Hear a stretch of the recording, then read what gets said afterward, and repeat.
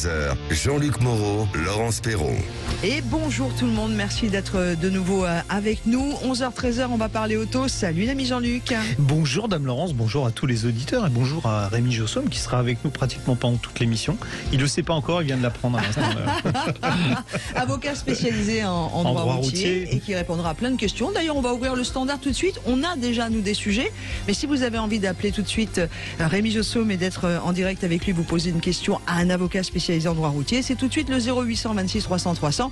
Autre numéro, évidemment, le même à composer quand vous voulez participer à toutes les émissions de Sud Radio. Alors, au programme, à part la présence de Maître Jossaume. Non, mais on va parler des souvenirs de vacances qu'on préférerait oublier. Vous savez, vous rentrez, puis la boîte aux lettres est pleine de courriers qui vient de Rennes, par exemple. Oui, on les aime pas, d'ailleurs, on les aime, non, on les aime pas. Qu'est-ce qu'il faut faire? Alors, il y a aussi des gens qui partent en vacances à l'étranger. Je connais quelqu'un, mais je ne peux pas dénoncer publiquement à l'antenne, qui est partie en vacances en Écosse. Ouais, et est-ce que si elle a fait quelques petits excès ou qu'elle s'est trompée de côté pour circuler, par exemple, être de l'autre côté de la bande blanche, voilà. Ah, mais les ronds-points là-bas, c'est quelque chose. Est-ce qu'elle risque de voir les PV suivre en France? Bon, exactement. Peut-être qu'on parlera de cette personne anonyme tout à l'heure. Laurence P. de Paris.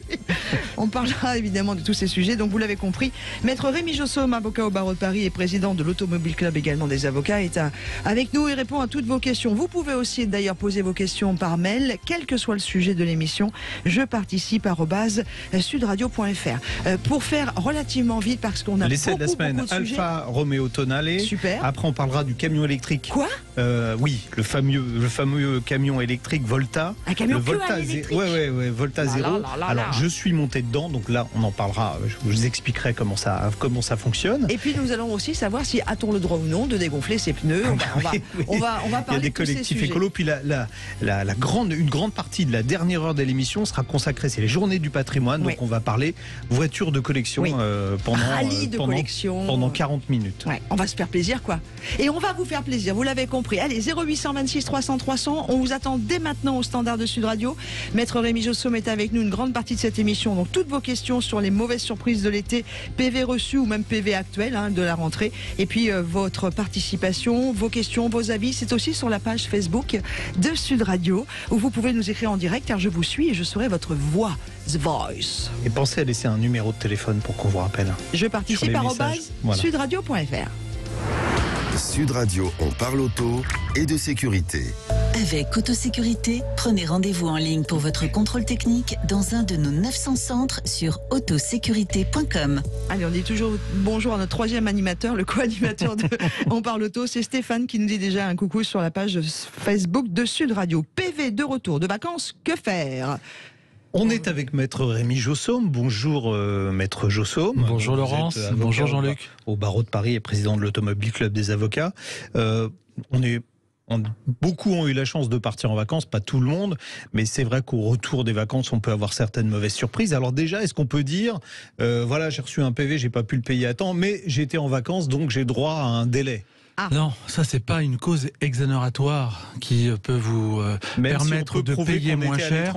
Alors ceci étant dit, on a 45 jours pour le payer. Oui, si vous prenez 45 jours de vacances. C'est ça, Jean-Luc, vous prenez des vacances, à rallonge. Ouais. Non, mais ça peut être effectivement le PV qui est un peu passé sous la pile avant de partir. Ouais. C'est vrai que généralement les gens ils mettent un peu ça de côté, ils partent en vacances et puis au retour les délais sont passés. Alors on ne pourra pas donc effectivement justifier qu'on a laissé passer le temps de contester ou de payer l'amende minorée parce qu'on était en vacances, qu'on était à l'étranger, qu'on est resté bloqué à l'étranger. À la rigueur, c'est tout à fait possible. Par contre, ce que l'on peut faire, c'est de demander à l'officier du ministère public, le procureur de la République qui s'occupe des PV, de revenir à l'amende initiale en justifiant qu'on a été dans cette incapacité-là. Et c'est très discrétionnaire, c'est-à-dire qu'il n'y a pas d'automaticité, c'est l'officier du ministère public qui va décider de revenir à l'amende initiale. C'est une pratique qui se fait de plus en plus. Pourquoi ? Parce que les tribunaux sont totalement encombrés. Et plutôt que de gérer une contestation parce que la personne ne veut pas payer la majoration, ce qui se comprend naturellement, eh bien, les services administratifs ont tendance effectivement à accepter le retour à l'amende initiale. C'est le terme qu'on utilise. On demande le retour à l'amende initiale. Par contre, on conteste plus. J'ai une question. Ça côté sous, ça c'est, enfin, côté sous. Mais côté point, non. tant qu'on n'a pas payé, on n'a pas perdu de points. Alors, on perd les points quand on paye l'amende. Ouais, c'est ça. Et on perd les points quand l'amende est majorée. Et oui, parce que sinon, ça serait trop simple. Il suffirait de ne pas payer pour se laver les mains de la perte de points. La loi a changé il y a un certain nombre de temps. Et maintenant, lorsque on ne paye pas l'amende et qu'on ne conteste pas l'amende, eh bien, la majoration de cette amende au bout de 45 jours va entraîner le retrait de points. D'accord. Donc, tous ceux qui pensent, effectivement, ils sont très nombreux, que je ne paye pas, je ne fais rien et je retarde la perte des points, c'est une erreur. La perte de points va intervenir à partir de la majoration de l'amende. Donc, on a 45 jours. On peut jouer sur la perte de points pendant 45 jours. Exactement. En gros, c'est ça. Exactement. Si on sait qu'on doit récupérer des points bientôt, on peut faire durer un petit peu pour récupérer les points avant de payer l'amende. Mais faire son stage. La limite, c'est 45 jours. Voilà, pour faire son le stage dans les 45 jours. Mais on a le droit aussi de contester son infraction. Oui. Parce qu'on n'est pas d'accord, c'est un droit absolu, ça se critique pas, ça se discute il faut pas. payer, mais bien penser à dire qu'on consigne et non pas qu'on paye. Ça pour coûte les radars 135 €. pour les radars automatiques uniquement. Et je fais une petite parenthèse, moi j'avais contesté un PV, j'ai mis 8 mois à récupérer... ils m'ont relancé 4-5 fois en me demandant 4-5 fois les mêmes pièces. Et donc j'ai fini par envoyer un mail en disant, bon écoutez, vous êtes gentil, vous m'avez déjà demandé 3 fois les fameux justificatifs, je vous les ai envoyés. Et là ils se sont excusés et ils m'ont remboursé, mais ça a pris 8 mois. Ouais. Alors il faut quand même expliquer que c'est le parcours du combattant pour celui qui veut contester une infraction, parce que c'est très compliqué. Il y a un formalisme excessif. Qui est peut-être fait exprès, je ne sais pas. Vive la France. Et donc, faut être très attentif. Le fait de consigner, de payer pour contester une... c'est une aberration... un truc de fou. Juridique, ça me paraît évident, mais... Parce qu'entre le moment de l'infraction qu'on conteste et puis le moment du remboursement, il peut se passer 1 an et demi, 2 ans. Complètement, exactement. Donc ça veut dire que si on a quelqu'un qui usurpe vos plaques d'immatriculation... Alors, vous n'avez pas l'obligation de consigner, Jean-Luc. D'accord. Heureusement, mais c'était pas le cas au départ. Et on a changé la loi parce que le législateur n'y avait pas pensé, figurez-vous, que ça pouvait arriver. C'est triste. Qu'on ait des plaques usurpées. Bon, si on est parti en vacances à l'étranger, on reprend le cas anonyme de Laurence P. de Paris, qui est parti en Écosse. Qui est revenu, non? Oui. Qui est revenu, et qui peut-être a fait quelques infractions code de la route écossais, parce qu'elle parle pas bien anglais, donc elle n'a pas compris que la vitesse... 70, c'était marqué 70 que la vitesse était des kilomètres-heure. En miles. Voilà. Alors là, qu'est-ce qu'on risque? On prend l'exemple, la Grande-Bretagne, aujourd'hui, on craint plus rien avec le Brexit. Alors, il y a des accords entre les différents États de l'Union européenne, dont ne fait plus partie effectivement le Royaume-Uni. Cet accord, il permet aux États d'accéder au fichier des cartes grises, simplement. Donc l'Allemagne, la Belgique, l'Italie par exemple, l'Espagne, lorsque ces pays constatent une infraction sur leur territoire, ils ont le droit d'interroger le fichier des cartes grises. Pour une liste d'infractions, il y en a 7 ou 9, je crois, ou 8 qui sont prévues, et ça leur permet d'éditer le PV. Et le PV va être donc envoyé, non pas à celui forcément qui commet l'infraction, mais à celui au propriétaire qui est du titulaire véhicule. de la carte grise. Bon. Et à ce moment-là, vous recevez effectivement votre PV chez vous. Bon. La question qui va se poser, c'est je le paye, je le conteste, qu'est-ce que je fais avec ce PV qui est parfois rédigé en langue étrangère, donc s'il est rédigé en langue étrangère, il ne vous est pas opposable par définition. Oui. Maintenant, il y a des efforts opposables. C'est-à-dire qu'en fait, il ne peut pas s'exécuter, il ne peut pas vous contraindre parce que si vous ne pouvez pas comprendre l'infraction que vous avez commise, vous ne pouvez pas se verbaliser. Naturellement. Et ça marche dans plein de pays. Vous faites arrêter par la police, vous dites je ne parle pas la langue. S'ils ne trouvent pas un traducteur pour vous signifier quelle infraction vous avez commise, vous n'êtes pas verbalisable. C'est un petit truc que je vous donne en passant. C'est super, merci. Alors, une fois que vous recevez ce PV, c'est est-ce que je le paye? Alors, vous pouvez le payer, évidemment, si vous reconnaissez l'infraction. Je ne suis pas là pour dire aux gens de rentrer dans une logique de contestation. Par contre, vous avez le droit de contester, comme je le disais il y a quelques instants. Et dans ces cas-là, en fait, il ne se passe pas grand-chose, en réalité. Si l'État ne met pas en place une procédure judiciaire compliquée qui consiste à demander à l'autorité judiciaire française de retranscrire le PV étranger, Vous me suivez? On craint rien, oui. Alors vous craignez pas grand-chose. Je vais faire un gros raccourci. Alors, si on a un PV au Royaume-Uni, bon, on laisse tomber. On ne passera rien. Même si un huissier vient frapper à votre porte. Sauf si c'est une voiture de location. Parce que là, le loueur... Alors, on va parler des voitures de location après. Donc, on craint rien. Si on a un PV dans un autre pays d'Europe, honnêtement, ça sert à rien de le payer, on est d'accord. Oui, si vous êtes de mauvaise foi ou alors que vous contestez votre infraction, effectivement, si vous ne payez pas votre PV, on craint pas grand-chose. L'État étranger ne peut pas, en France, avoir une mesure de contrainte. Voilà, d'accord. Disons clairement sauf si on a un PV en Allemagne et qu'on circule régulièrement en Allemagne, on se fait arrêter par la police et qui voit qu'on a une ardoise assez conséquente, là, on va finir au poste. De la même manière, selon la législation locale, vous pouvez effectivement avoir à rendre compte si vous retournez dans ce pays, bien évidemment. D'accord. Alors j'ai loué une voiture, que ce soit en France ou à l'étranger. Le loueur me transmet le PV, il le paye lui-même, il me demande de le rembourser. Comment ça fonctionne? En France, c'est simple. Alors, il n'a pas le droit de payer le PV à votre place. Non.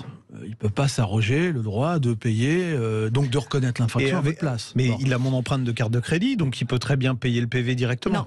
Alors, il n'a pas le droit. Techniquement, il peut le faire, effectivement. Il a l'empreinte bancaire, il fait ce qu'il veut, j'allais dire. Mais juridiquement, il a pas le droit de le faire.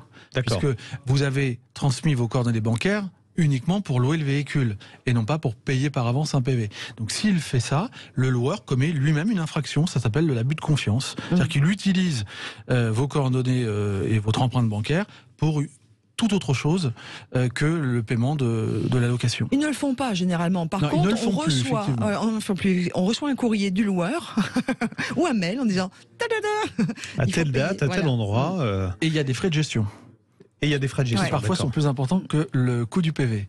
Donc il faut bien lire son contrat, encore une fois, c'est très important de lire ses contrats, savoir à quoi on s'engage quand on prend chez tel ou tel loueur le véhicule. Mais y compris sur les locations, excuse-moi mon ami Jean-Luc, mais à l'étranger, ce ne sont pas tout à fait les mêmes boîtes. Ça sera exactement la même chose. Et j'ai envie de vous dire, je pense qu'à l'étranger, ils ont moins de scrupules. Parce que une fois que vous êtes rentré en France, le loueur italien ou le loueur espagnol qui a payé votre PV avec votre empreinte, qu'est-ce que vous voulez faire dans son état? Vous n'allez pas faire une procédure qui va vous coûter des milliers d'euros. Donc c'est très très compliqué. Il y a Stéphane, troisième animateur sur Facebook. C'est pour ça, n'hésitez pas à réagir sur la page Facebook de Sud Radio qui nous dit « Voiture de location au Québec il y a 20 ans, il a reçu le ticket en France. » Il y a 20 ans. Ah oui. Ouais. Oui, il l'a reçu 20 ans après. Non, je parlais à l'époque. Stationnement, je suis parti, j'ai laissé ma voiture garée dans la rue, je reviens. Alors on n'a plus de collection de papier vert maintenant sous les. Il n'y a plus de voitures. Il n'y a plus de voitures. 7 jours, c'est le délai prévu par le code de la route. C'est le stationnement abusif. C'est la durée maximale de stationnement de votre véhicule sur la voie publique. Le délai peut être ramené à 24 heures, 48 heures, selon l'arrêté municipal. D'accord. Voilà. Et plus grave encore, maintenant les délais de conservation des véhicules en fourrière, c'est 15 jours. Donc si vous ne venez pas rechercher votre véhicule au bout de 15 jours, il peut être, en fonction de la valeur du véhicule, détruit par les services de fourrière. Donc soyez très très vigilants. On ne laisse pas. On vous donne une urne avec les cendres de la voiture. Ouais. Enfin c'est pas des cendres, c'est de la carcasse de véhicule. Non mais soyez très vigilants là-dessus. Il y a des très mauvaises surprises. Donc on laisse pas son véhicule sur la voie publique. Et puis en plus, vous pouvez avoir autant de PV de stationnement parce que maintenant au mois d'août on paye quasiment partout à chaque période de stationnement. Donc vous pouvez cumuler des PV de stationnement pendant 15 jours, 3 semaines si votre véhicule est sur la voie publique. Alors comment on fait? On paye. On est un peu dans le babal. On le met sur un parking privé, en tout cas où on part en voiture en vacances. Où on trouve une zone où le stationnement n'est pas payant. Il n'y en a plus beaucoup malheureusement. Dans les petites rues encore, dans les communes, on peut trouver. Mais merci beaucoup, Maître Jossaume. On le garde un petit peu? Oui, on le garde avec nous parce qu'on va le faire. Voilà. Maître Jossaume, avocat au barreau de Paris et président de l'Automobile Club des avocats. Je veux aller trop vite. Laurence, on ralentit. Vous pouvez d'ailleurs, durant toute cette première heure, nous appeler si vous avez des questions à poser à notre avocat spécialisé en droit routier. Vous êtes les bienvenus au 0826 300 300. À suivre dans notre super émission On parle auto. On va parler camion. Ce sera dans plusieurs minutes avec le camion électrique. Mais vous avez la parole dans moins de 5 minutes avec votre première question de l'émission. Roule, le club automobile ouvert à tous présente Sud Radio, on parle auto, 11h-13h, Jean-Luc Moreau, Laurence Perron. Allez, dans quelques instants, nous allons accueillir Véronique qui nous a posé une question sur mail jeparticipe@sudradio.fr. Donc vous faites comme Véronique si vous avez des questions à poser aussi pour, par exemple, samedi prochain sur Sud Radio. Mais surtout, vous mettez bien vos coordonnées. Une question vite fait avant d'accueillir Véronique, puisqu'on a la présence de Maître Rémi Jossaume qui est avocat, entre autres au barreau de Paris, président de l'Automobile Club des avocats et spécialisé en droit routier. On a une question sur le nombre de... Est-ce qu'on connaît le nombre de pourcentage des gens qui ont encore 12 points sur leur permis ? Oui, j'allais dire assez étonnamment, il est assez élevé. On a à peu près 80% de gens qui ont cool, hein. 12 points sur 12. Ah, l'ami Jean-Luc a 12 points. Oui, exactement, j'ai 12 points. Je dis ouais aussi. Donc c'est un bon avocat. Moi j'ai 11. Bon bah super. 80% c'est pas mal. Allez, on accueille Véronique. Bonjour Véronique. Bonjour Véronique. Oui, bonjour Laurence. Alors vous avez combien de points vous, tiens d'ailleurs? Alors moi j'en ai 12. Parfait. On vous écoute Véronique. Alors je dis pas bonjour à Jean-Luc parce qu'on était en boîte de nuit cette nuit ensemble, donc on s'est déjà vu. Je vous avais dit de pas le dire. Oh. Ah si, vous en avez trop dit Véro, c'est quoi cette histoire? Non, bah c'est entre nous, hein. On peut pas tout dire non plus. Ah ouais, mais dans ces cas-là on ne dit rien, surtout à moi. Alors, alors ne dites rien. Au revoir Véronique. On vous écoute Véronique. Alors ma question elle est simple. En fait moi j'ai une voiture qui est assez ancienne maintenant puisqu'elle date de 2010. C'est une 308 Peugeot diesel. Donc je fais partie des mauvais élèves. Non, néanmoins... attendez, 2010 c'est pas vieux. Hein. Non, puis c'est très bien, 308 Peugeot, faut arrêter. Moi j'en suis très très contente. Enfin, je me sens très en sécurité dans cette voiture. Par contre, effectivement, on est poussé à avoir d'autres achats, à s'orienter vers l'électricité, mais je suis en copropriété. Je n'ai donc pas de borne de recharge et je n'utilise pas du tout la voiture pour mes déplacements quotidiens puisque là, je prends les transports en commun. Donc ma question, elle est simple en fait. Vers quel carburant je dois... Est-ce que déjà je dois changer de voiture ou est-ce qu'il faut que j'attende encore parce à cause des ZFE en fait. On parle aussi des ZFE. Si j'ai bien compris, vous ne faites que des grands trajets avec votre voiture. Oui, ou tout au moins des trajets moyens. Je fais pas du tout. Je vais pas chercher mes courses. Vous voulez un véhicule du même gabarit à peu près que la 308 ? Il peut être un peu plus petit, mais pas plus grand en tout cas. Pas plus grand. Alors du même gabarit, j'ai un truc à vous proposer qui, en termes d'économie et de pollution, est vraiment très bien. C'est la Ford Focus avec le moteur 1 litre, l'EcoBoost 1 litre 125 chevaux qui fonctionne à l'éthanol. Et c'est là tout l'intérêt. Vous avez vu les prix de l'éthanol. Ça n'a pas beaucoup bougé, mais maintenant on le trouve à 60 centimes. N'oubliez pas qu'à la fin du mois, le carburant va augmenter et il augmentera encore plus à partir de la fin de l'année. Donc ça veut dire qu'on va revenir au carburant traditionnel à 2 €. Et là, on restera aux alentours au maximum de 80 centimes sur l'éthanol.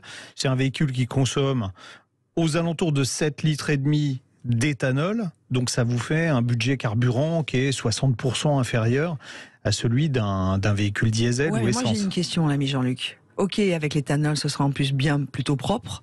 Mais est-ce que ça vaut le coup de racheter une voiture neuve en termes d'écologie, alors que sa 308 fonctionne toujours aussi bien, même si elle est en diesel? Elle a combien de kilomètres, votre voiture? Elle a 85 km. 85 000.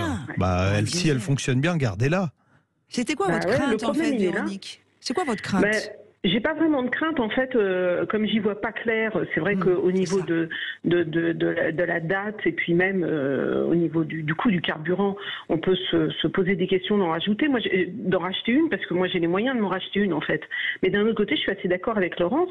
Le développement durable, c'est pas de racheter des voitures tous les 3 ans, c'est de les pousser au maximum. On est bien d'accord. Sauf que voilà, mais le problème du diesel, ça y est, on l'a compris avec la guerre en Ukraine. Là, puis on s'est rendu compte qu'un tiers du gazole qu'on brûlait en France venait de Russie et on est un pays qui consomme, alors 80% du carburant consommé en France c'est du gasoil, donc on peut pas produire, c'est-à-dire les raffineries elles produisent 35-40% de gasoil maximum, donc on sera obligé d'importer, on sera toujours dépendant des autres pays pour le gasoil. Alors qu'on sera moins dépendant pour l'essence. Donc ça veut dire que on peut dire oui je vais garder ma voiture, mais qu'est-ce qui ça veut pas dire que dans 1 an ou 2 ans, on n'aura pas un gasoil qui sera à 2,50 € ou 3 €. J'en sais rien. Véronique, c'est encore le bon moment de vendre la diesel pour en tirer encore un prix correct. Voilà, vous pourriez la vendre encore correctement aujourd'hui. Et puis, si vous achetez, alors l'éthanol, on le produit en France, c'est un carburant français. Donc au moins, moi, vous savez, l'indépendance énergétique, on en parle beaucoup. Voilà, clairement. on parle d'écologie, parce que c'est plus écologique, et d'indépendance énergétique, et en même temps, vous faites des économies. Bon, alors qu'est-ce qu'on dit à Véronique pour conclure ? Moi, si vous avez 30 000 euros de budget, regardez cette fameuse Ford Focus.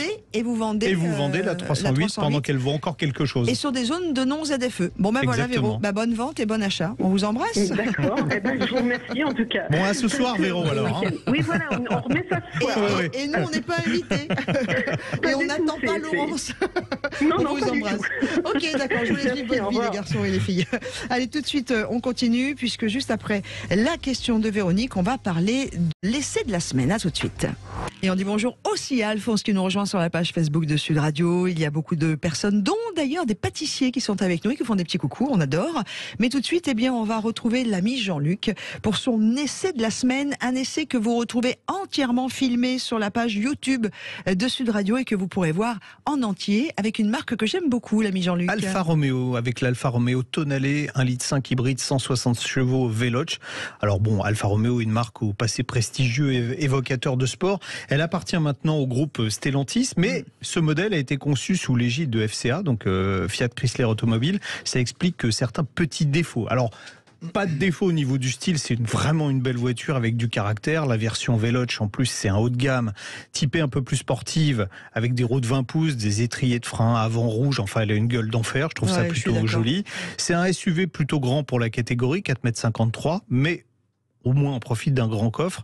Les places arrière sont juste correctes. Attention à la custode de porte quand vous ouvrez à l'arrière. Je l'ai pris 2 fois dans le nez, c'est pour ça que j'ai un gros nez ce matin. Mais non. Ouais, elle est rare, elle est belle dehors, mais elle est belle dedans aussi. Ça reprend les codes historiques d'Alfa Romeo avec une touche de modernité, des matériaux plutôt valorisants. Il y a encore quelques plastiques rigides, mais rien de catastrophique. Les compteurs ont la forme de ceux des Alfa des années 70 et 80. Alors, quand moi j'ai allumé la voiture, j'avais des compteurs style Stellantis, là, avec le compte-tour dans l'autre sens, que je trouve vraiment ridicule. Et puis, j'ai cherché dans les menus et on peut afficher un tableau de bord comme sur une Alfa des années 70 avec des vrais compteurs ronds. Je trouve ça vraiment super sympa. L'écran central, belle qualité aussi, il est réactif. Alfa a su conserver des commandes physiques pour la clim. Vous voyez, alors ceux qui ont la vidéo, ils verront là, la porte qu'on prend dans le museau. Que l'on peut voir aussi sur Facebook en ce moment grâce à Bastien, notre réalisateur. Merci. Ah oui, au boum. Voilà, boum, voilà. Alors, on a alors l'intérieur, hein, franchement super. On a un bouton rotatif sur la console centrale qui permet de sélectionner les modes de conduite, économie, normal, sport. En sport, il y a 2 réglages d'amortisseurs. C'est pas une suspension pilotée, mais on peut régler la fermeté.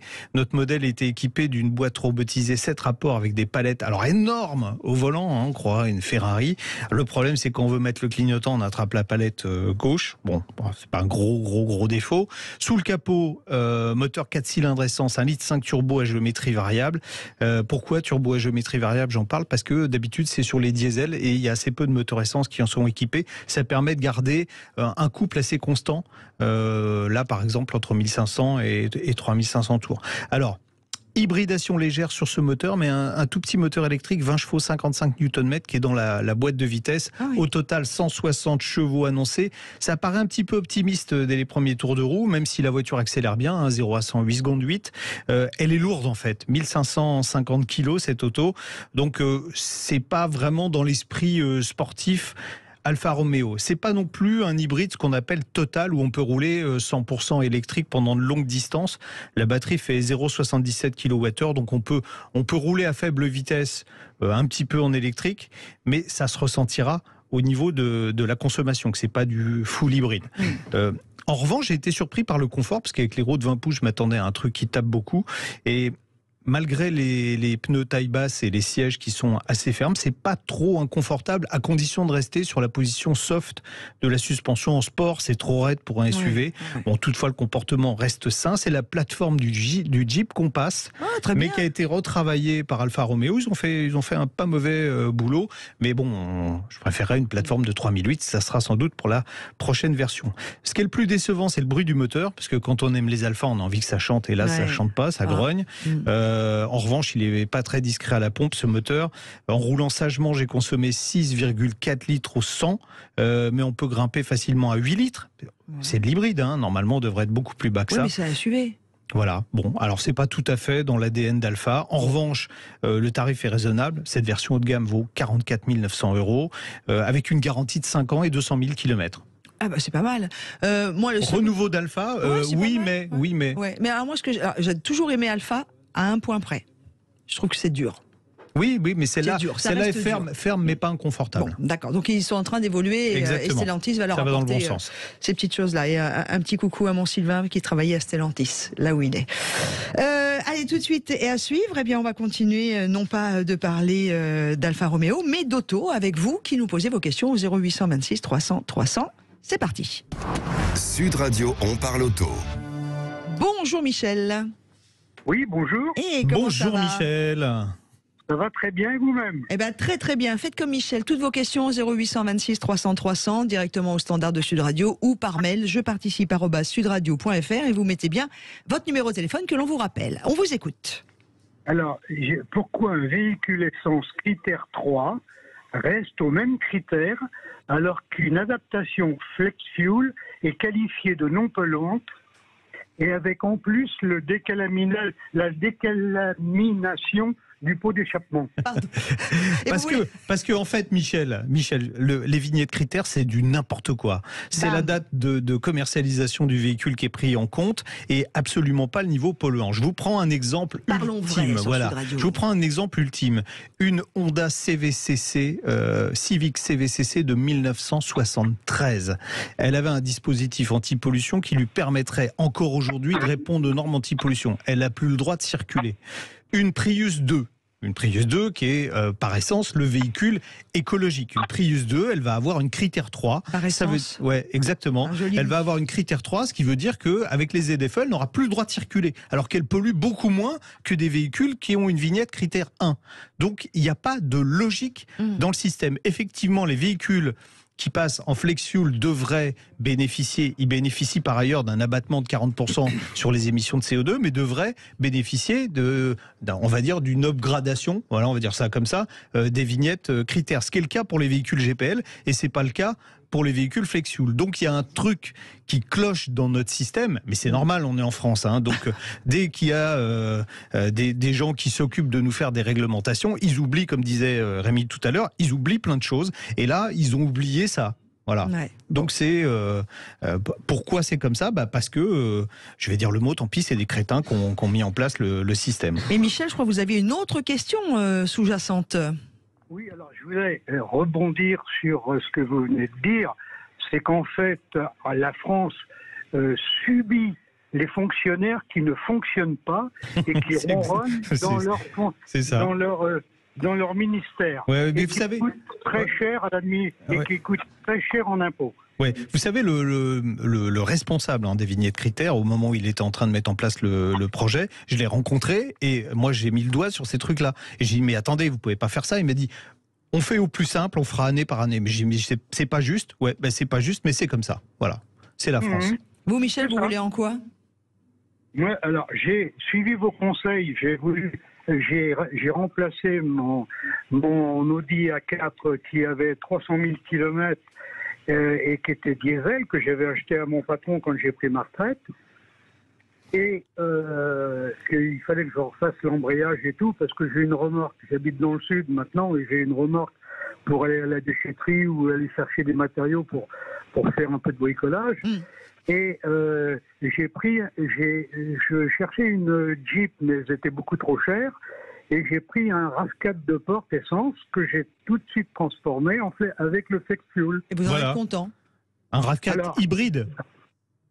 Pardon ? Un RAV4 hybride ou essence ? Essence, d'accord. Non, un vieux RAV4 qui est de 2000, je sais plus combien, mais enfin qui est vieux et que je compte conserver en véhicule comme en collection après. Oui, il va falloir attendre encore un peu. Bon, oui, c'est vrai que vous n'aurez pas, même en flex fuel, même si vous avez une carte. Vous avez une carte grise d'ailleurs, flex fuel ou pas ?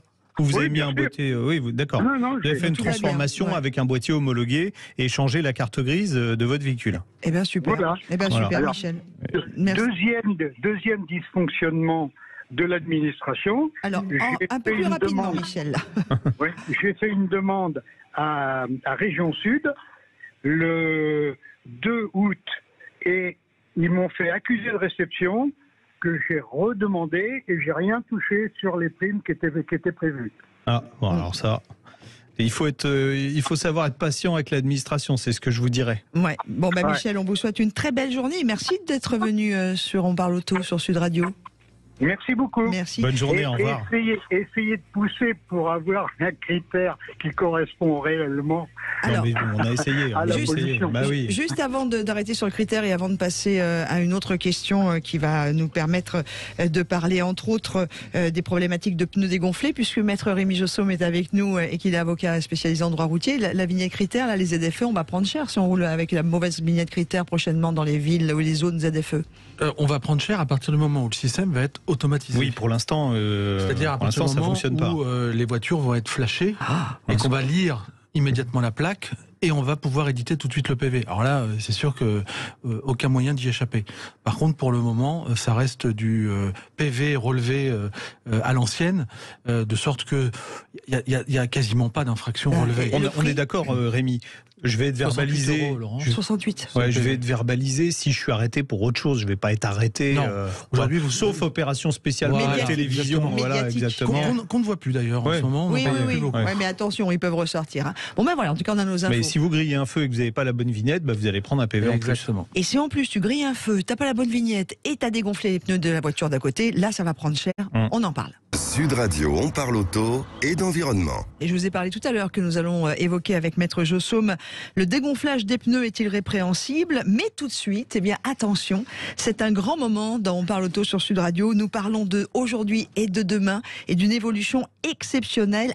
Le premier camion électrique, l'ami Jean-Luc. Pas le premier camion électrique, mais le premier camion conçu spécifiquement pour la propulsion électrique. Parce qu'il y a eu des adaptations de camions existants en modèle électrique, mais là, on est reparti d'une feuille blanche. Excellent. Et on a conçu un camion, alors pour le moment, qui est capable de faire jusqu'à 200 km et de transporter jusqu'à 8 tonnes de charge utile. Donc c'est déjà bien. Et surtout, qui va apporter un vrai plus en matière de sécurité pour les autres usagers. Donc c'est un camion qui va essentiellement être utilisé en urbain et périurbain et qui permettra peut-être d'écraser moins de cyclistes, de patinettes, de choses comme ça, parce que c'est vrai qu'aujourd'hui, les chauffeurs de bus, par exemple, quand ils tournent à droite, s'il y a un vélo... On va parler de tout ça en détail, parce que là, je te suis pas bien. Pourquoi on écrasera moins? Alors, on a avec nous Carla de Trieux, qui est directrice du développement de Volta Trucks. Un petit mot sur Volta Trucks. What is it? Merci beaucoup, bonjour à tous. Donc, bonjour.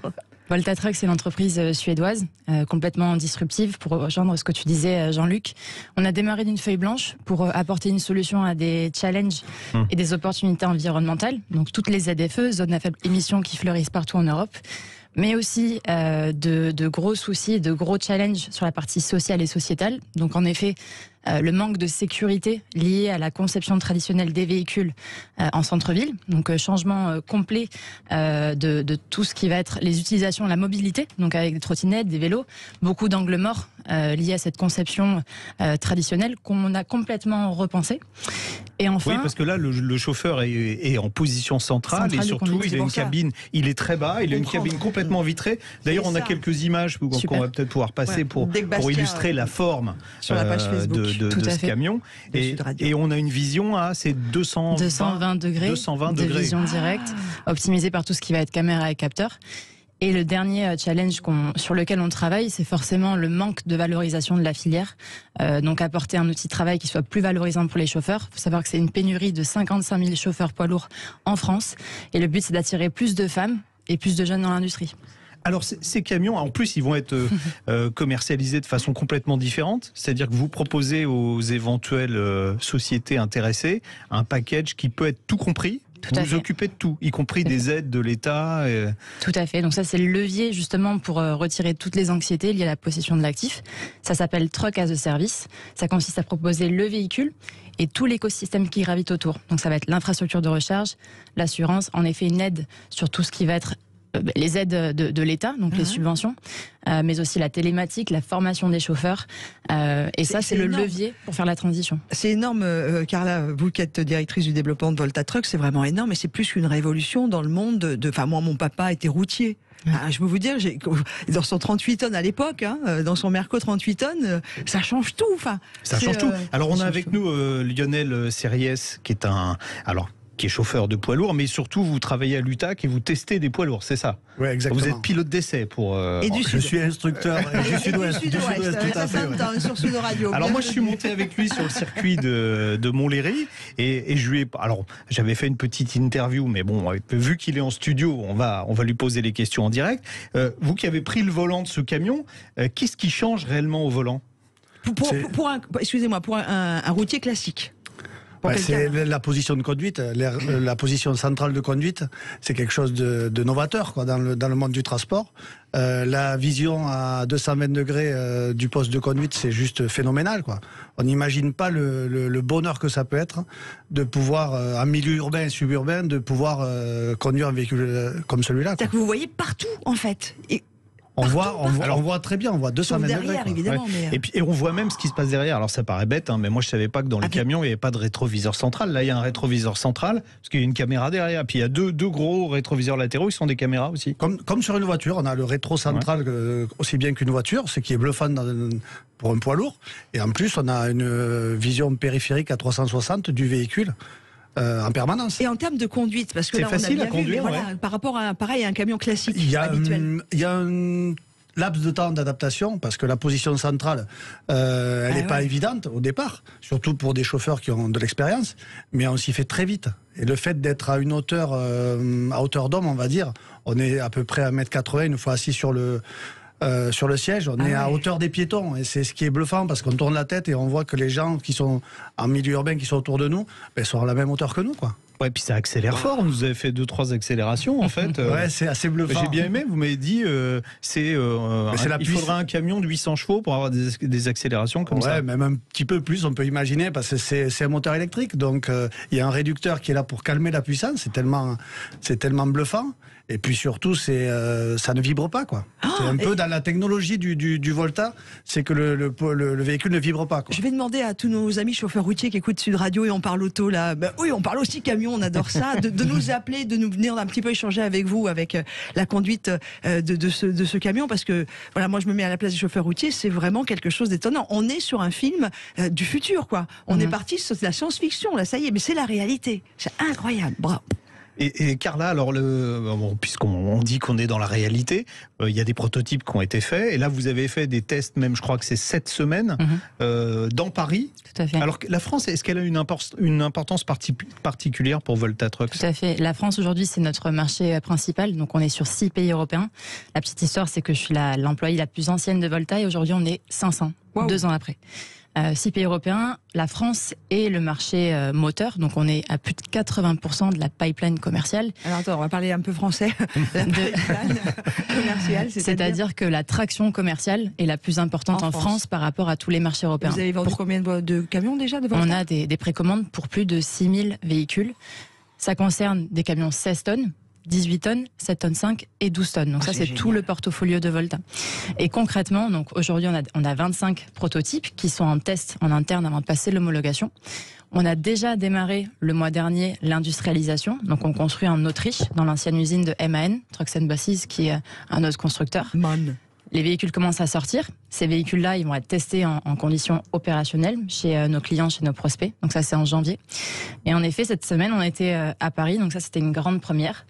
On n'a pas encore révélé qui est le client qui a eu la chance et les chauffeurs qui ont eu la chance de conduire. Sur Sud Radio, on parle non, j'ai promis que je ne le dirai pas. C'est révélé le 27, mais ce que je peux vous dire, c'est que j'ai jamais vu autant de gens se retourner sur un camion électrique. On a l'impression d'être Mbappé ou David Beckham parce que c'était hallucinant la traction et la curiosité des gens. Je vais demander à Bastien, notre réalisateur, s'il peut remettre, pour ceux qui arrivent à l'écoute de Sud Radio et qui arrivent à regarder Sud Radio sur la page Facebook de Sud Radio, de remettre les images de ce camion incroyable pour que vous puissiez le suivre en même temps. Et Lionel, c'est confortable. Merci, ce Bastien. camion? C'est très confortable hein, parce que la chaîne de traction a été supprimée, le moteur électrique est à l'arrière sur le pont arrière et ça gomme toutes les vibrations qu'on a sur un camion traditionnel, quoi. Oui, parce que Carla, vous n'avez pas simplement adapté un camion qui existait, tout est nouveau. Le moteur est intégré dans le pont arrière, les batteries sont au milieu du châssis. Exactement. Donc c'est à la fois de la sécurité, meilleure et puis répartition de charge. Ouais, et moins de poids au global. Et ça laisse une liberté quasi totale sur le design de la cabine. Il n'y a pas le tracteur et la remorque du coup. C'est un rigide. C'est un rigide. Et est-ce que ça va chambouler l'accès au métier? C'est-à-dire que les chauffeurs routiers, étant fille de chauffeur routier, je suis pas, même s'il est à la retraite maintenant, mon papa, mais papa René, est-ce que ça va changer l'apprentissage de la conduite? Est-ce que tout va changer, monsieur qui l'a testé à l'ITAC? Alors l'apprentissage de la conduite, il est facilité parce que c'est un véhicule boîte automatique. Obligatoirement, comme c'est un véhicule électrique. Donc les conducteurs d'aujourd'hui sont très bien adaptés à ces modes de conduite. Mais l'énorme avantage, c'est que ça va féminiser le transport routier, c'est évident. L'accès à la cabine, il est aisé, donc c'est un véhicule très, très sobre, très... C'est un véhicule qui est facile d'accès, quoi, à tous les niveaux. Ah oui, moi je suis monté dedans. Alors c'est des prototypes. Non, j'ai pas conduit. Je n'ai pas mon permis poids lourd. Voilà. Ah bah non. Voilà. Mais pourtant t'es poids lourd en amitié. Oui, c'est ça. Mais j'essaierai de le passer bientôt. Pour recharger, ce qui peut intéresser éventuellement ceux qui nous écoutent, qui seraient intéressés par ce camion-là, qu'est-ce qu'il y a comme possibilité? Vous proposez aussi un package. Quand je disais tout compris tout à l'heure, vous proposez aussi des solutions de charge pour les entreprises qui sont intéressées. Et on dimensionne cette infrastructure en fonction du besoin client et de l'existant sur les dépôts. Donc 80% des cas d'usage, c'est un retour au dépôt pour la nuit. Donc on a entre 8h et 14h pour charger. Donc là, on a des solutions de recharge, on va dire lentes, en courant alternatif. Mais on peut aussi charger le véhicule avec des solutions de charge rapide. Donc on peut monter jusqu'à 150 kW en DC, avec des top-up de 15 minutes pour réaliser potentiellement des doubles shifts. Donc ça, c'est des solutions. Et pour repositionner le cas d'usage, et rejoindre ce que disait Lionel, ce véhicule-là, il va être utilisé dans les centres-villes pour des chauffeurs qui descendent 15, 20, 30, 40 fois de leur véhicule. Effectivement, c'est facile de monter et de descendre de ce camion. Tout à fait. Même si on a des rhumatismes, parce qu'en fait, c'est à hauteur d'une voiture pour monter. Très bonne question de Stéphane, notre co-animateur sur la page Facebook de Sud Radio, qui nous dit, mais il roule en crabe pour se garer, puisque vous me disiez que c'était un seul tenant, il n'y a pas un tracteur et la remorque. Il y a quand même une différenciation. C'est la même chose qu'avant? Non, mais c'est un camion. Alors du coup, pour se garer, là, pour le créneau, non, mais ça se gare comme un camion classique. Normal. C'est pas une semi-remorque. Non, c'est un camion. D'accord, donc il y a bien une différenciation entre le tracteur et la remorque. Non, pas du tout. Non, c'est un châssis avec 4 roues. D'où la question de Stéphane. Mais je comprends Stéphane, en fait. On voit, il n'a pas les images, Stéphane. Non, mais Stéphane, regardez la page Facebook de Sud Radio. Pardon. Le prix, on a une idée? Oui, voilà. Carla, le prix. Parce qu'il y a un moment quand même. Alors vous allez me dire, ça dépend du package que choisira le client potentiel. Ouais, tout dépend du package et des variantes. Donc ça veut dire quelle durée de détention et quel kilométrage.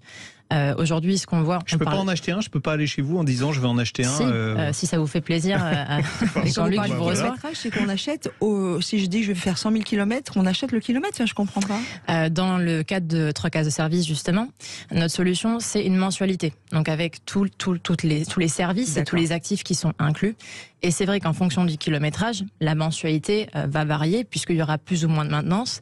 Ça va induire plus ou moins d'infrastructures de recharge de puissances différentes.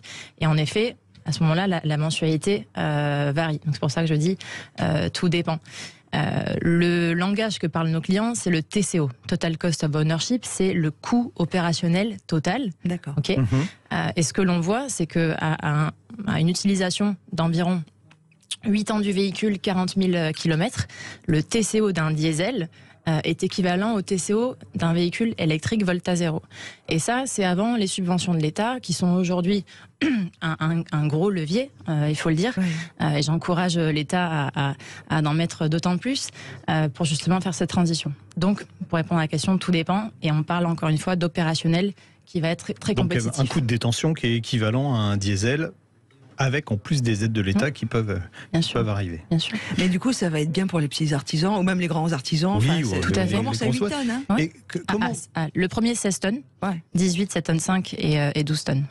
Comment on peut les voir ? Il y a des concessionnaires, comment ça se passe en fait ? Parce que vous quand même commercialisez tout, mais il y a bien un moment, il faut voir physiquement le produit. Donc est-ce qu'aujourd'hui on peut le faire ça ? Tout à fait. Donc on a récupéré un site de 1200 mètres carrés à Bonneuil pour tout ce qui va être maintenance et services, qu'on intègre aussi dans notre cas de service que j'ai oublié de mentionner. Donc on aura des véhicules qui seront en display, mais surtout, nous, ce qui va être important, c'est de le mettre dans les flottes de nos clients. Donc ça démarre en janvier. En effet, on distribue en marque blanche. Oui, votre vitrine, ça va être en fait les clients qui vont servir des véhicules. C'est ça le plus important, c'est de pouvoir les tester, pousser la performance, avoir un retour sur expérience. Et c'est ça qui va nous permettre de convertir ces précommandes en commandes fermes. D'accord. Donc les premiers clients livrés là, début d'année ? Oui, début d'année avec des véhicules pilotes. On entre en production en grande échelle à partir de mai. Et on livrera les clients du coup à cette période-là. Et il faut savoir qu'en cumulé, à la fin de l'année 2023, on aura 3000 véhicules qui seront sortis de l'usine. Bon, je vais prendre des cours avec Lionel pour passer mon permis. Moi, j'aimerais bien aussi, ça va être assez impressionnant. Merci beaucoup à nos invités. Carla Détrieux, directrice du développement des Voltatruck, et notre ami de l'UTAC, Lionel Sériès. Merci à vous tous. Merci, c'est une belle évolution. Bonneuil, puisque vous avez parlé de Bonneuil où il y a la structure, c'est au nord de Paris où l'on écoute bien sûr Sud Radio, parlons vrai. Moi sur je connais les pompiers. 99.9. Pompiers Bonneuil. Roule, le club automobile ouvert à tous présente Sud Radio, on parle auto, 11h-13h, Jean-Luc Moreau, Laurence Perron. Allez, on se recentre un petit peu puisqu'on parlait beaucoup de nos histoires de pneus. Vous allez voir que, au-delà des pneus, on a un joli programme pour cette deuxième heure. Place à la voiture de collection dans tous ses états, l'ami Jean-Luc, parce que ce sont les journées du patrimoine. 39e, hein, je vais y arriver, 39e édition des Journées du patrimoine. C'est aujourd'hui et demain. On ira à l'aventure Citroën, puisque vous pourrez aller visiter cette collection remarquable. Et si vous avez besoin de pièces, faudra en profiter parce que il y aura une bourse demain qui sera organisée. On ira aussi au circuit des remparts d'Angoulême. Voilà, ouais, superbe manifestation. On aura avec nous l'organisateur tout à l'heure. Il y a des gens qu'on connaît. Et puis on parlera de 2 chevaux pour finir. Dans quel type de 2 chevaux investir si on veut investir dans un véhicule de collection qui prendra de la valeur? Eh bien super, mais pour l'instant, toutes ces voitures, qu'elles soient anciennes ou nouvelles, il leur faut des pneus, sinon ce ne sont plus des voitures. On a lâché la roue carrée en bois. Tout de suite, on va accueillir Maurice qui a une question pneu à nous poser. Salut Maurice. Je crois pas. Non, c'est pas Maurice. Bonjour Maurice. Si, mais c'est pas pneu. Ah, c'est pas pneu? Ah, mais je crois quand même, non? Non. J'ai rien suivi, excusez-moi. 0826 300 300, faites comme Maurice, vous nous appelez. Et je crois que il a une question à poser à notre invité, Maître Rémi Jossaume, avocat spécialisé en droit routier. Bonjour Maurice. Maurice. Oui, bonjour. Bonjour Maurice. Comment ça va? Je suis là, merci de prendre ma question. Vous êtes où Maurice? Il est à Austin, au Texas. Non, oui, Austin, Maurice, non. Ça se pourrait très bien, c'est pas mal non plus. Non, je suis à Souillac, dans le Lot. Du côté des prunes, et ça nous va bien. On vous écoute, quelle est votre question? Alors, ma question est la suivante. C'est que j'ai donc eu une contravention concernant un glissé de stop. Voyez-vous? Le glissé de stop. À cause des pneus. Le fameux glissé de stop. Tout à fait. Voilà. Donc, je me suis pris un PV de 4 points et 135 € d'amende. Ça fait mal. Ce qui va bien, oui, tout à fait. Et grâce à, d'ailleurs, on va en profiter de vos pubs, grâce à Roule. D'accord. Donc, je suis adhérent. J'ai pu suivre un stage de récupération de points. D'accord. Donc, vous avez récupéré 4 points, voilà.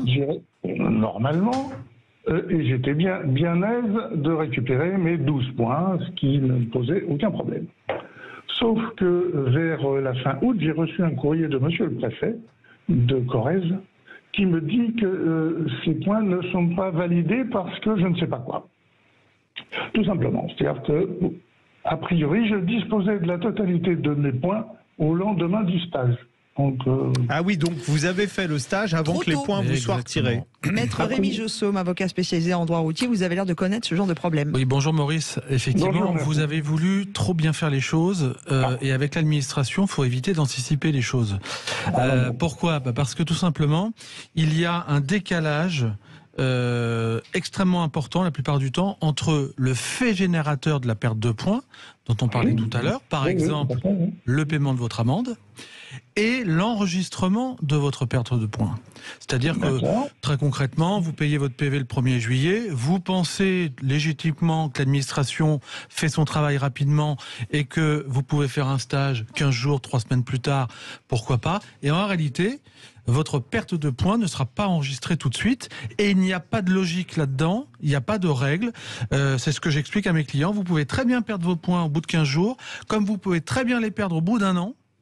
Et vous pouvez aussi ne jamais les perdre. Et le problème, eh bien, c'est que vous avez effectivement anticipé et réparé votre situation. Vous avez donc fait votre stage. Le problème, c'est qu'au moment du stage, c'est ce que vous dit le préfet, vous aviez déjà 12 points.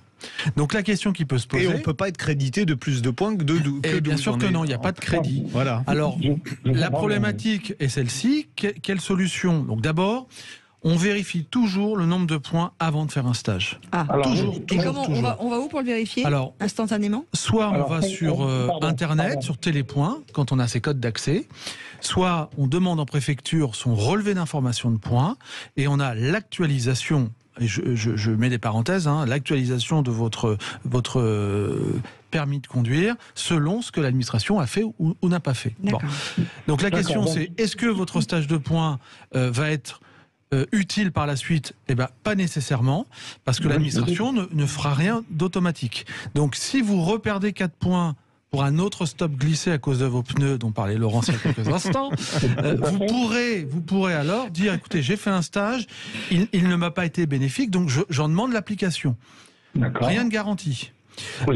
Par contre, ce stage-là qui n'a pas été efficace et utile, vous permet de refaire un stage et ne coupe pas le délai des 1 an. Donc vous pourrez refaire un stage dans moins d'1 an si vous aviez besoin d'en faire un, puisqu'il n'a pas été pris en compte. J'espère que je suis clair.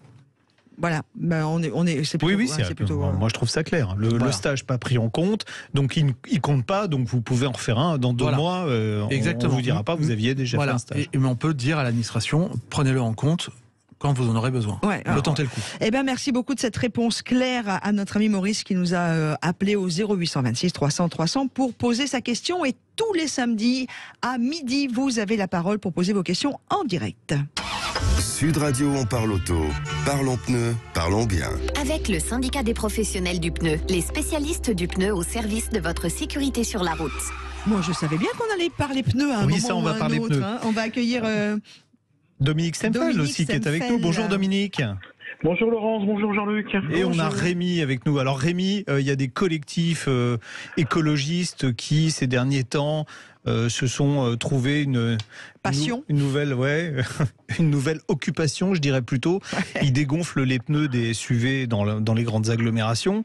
Ça pour protester contre le caractère prétendument polluant de ces voitures. Alors on peut trouver ça tout ce qu'on veut, sympathique, idiot, ridicule, mais la loi quand même est claire sur cette action-là.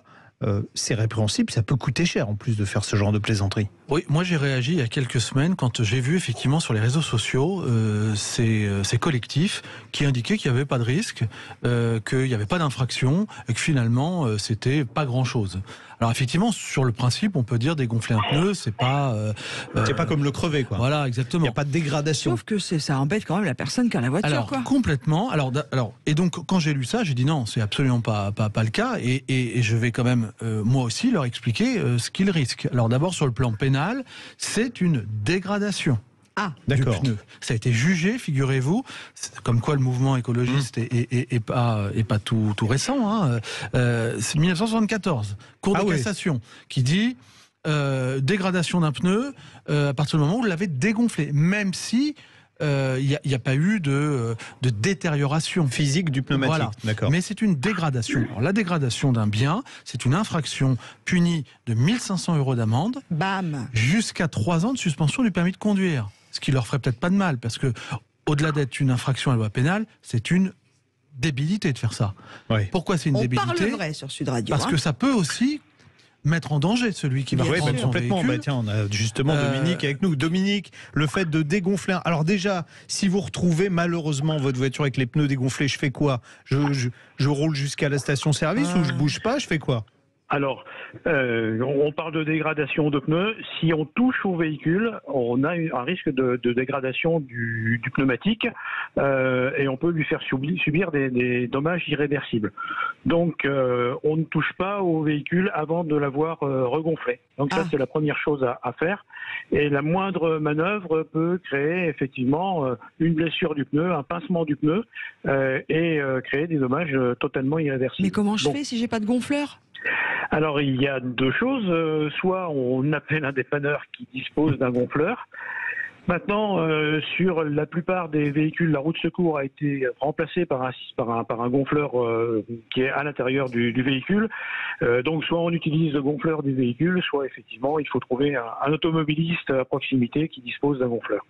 Dominique, si mes pneus n'ont pas été dégonflés totalement et que je m'en rends pas compte, ça peut avoir quelle incidence de prendre la route avec des pneus qui ont perdu 1 kg ou 1,5 kg ? Alors là, on a une vraie mise en danger. Ça c'est clair.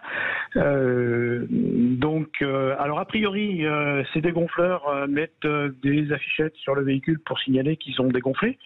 Mais ils sont gonflés, hein. Oui, absolument. Si cette affichette n'est pas là, effectivement, rouler avec des pneumatiques dégonflés, c'est extrêmement dangereux. Ça c'est clair.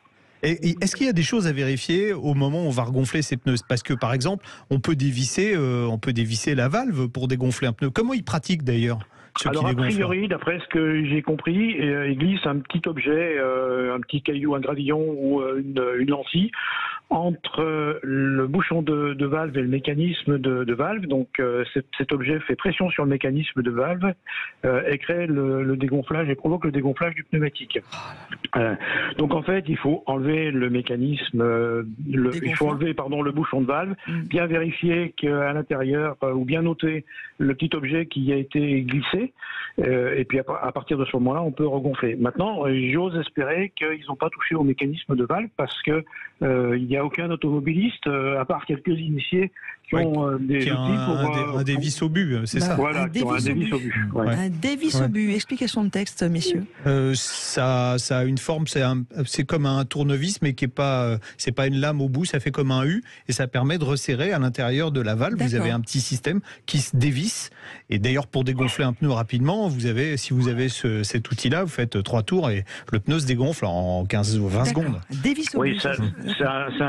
C'est un outil que détiennent tous les professionnels, effectivement, pour dégonfler les pneumatiques. Mais effectivement, c'est un outil qui n'est pas dans toutes les voitures. Ça, Question à si c'est dévissé, que vous essayez de regonfler, ça ne regonflera pas, évidemment. Ça va regonfler, mais ça va se dégonfler immédiatement après. Quoi. On peut porter plainte. Alors, moi, j'invite tous ceux qui sont victimes de ces dégradations à déposer plainte pour permettre des recherches et pourquoi pas identifier ceux qui commettent ces méfaits. Parce que sur le plan pénal, on l'a dit, c'est aussi une mise en danger de la vie d'autrui, puisque les distances de sécurité en cas de freinage vont être modifiées, naturellement. Et puis sur le plan civil, vous pouvez aussi agir une fois que vous l'avez attrapé. Oui, parce qu'on ne peut pas profiter de son véhicule. Le temps, il peut être immobilisé assez longtemps. Il y a une perte de jouissance de votre véhicule. Et puis, si vous avez appelé le dépanneur, alors certes, peut-être que l'assurance prévoit cette intervention-là, mais ça peut avoir effectivement un coût. Et puis éventuellement changer le pneu s'il a été dégradé de manière plus... il y a une dégradation plus sérieuse que le simple... Parce que généralement, quand on fait ça, on ne le fait pas avec minutie, donc on le fait un peu brutalement. Donc il y a le plan pénal, je l'ai dit, il y a le plan civil aussi. Et effectivement, on dépose plainte. Il y a des vidéos de surveillance partout maintenant, notamment en région parisienne et à Paris, et dans les grandes villes.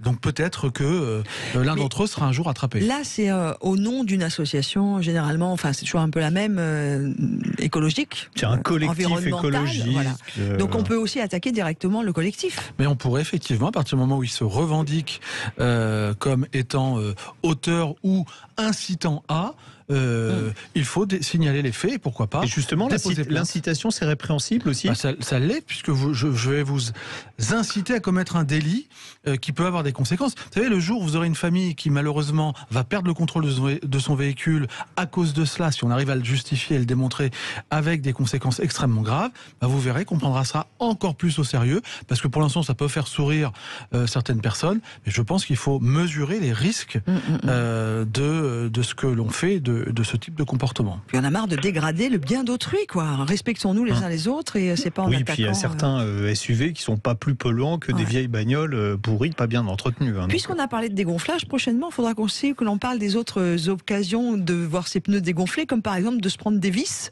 en roulant dessus, ou plein de choses comme ça. C'est comme l'Écosse. C'est votre vie privée, les vis. C'est ça. Un Dominique.